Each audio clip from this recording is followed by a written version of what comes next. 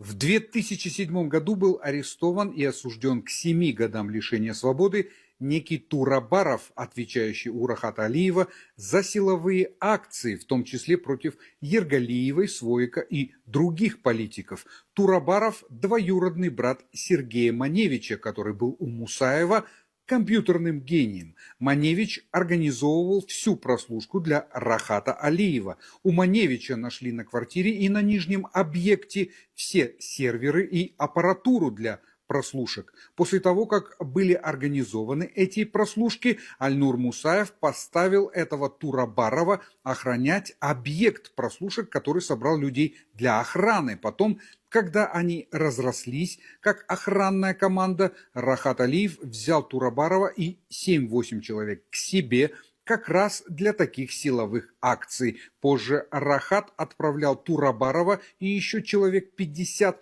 в Израиль на 3 месяца, чтобы они там обучались навыкам спецназа. Тогда Рахат и Мусаев готовились к перевороту. Именно Турабаров руководил силовыми акциями против оппозиции. Если Кошляк был костоломом, который пытал и убивал людей, то Турабаров и его группа налетали, били трубами, битами, ломали конечности, били окна и убегали.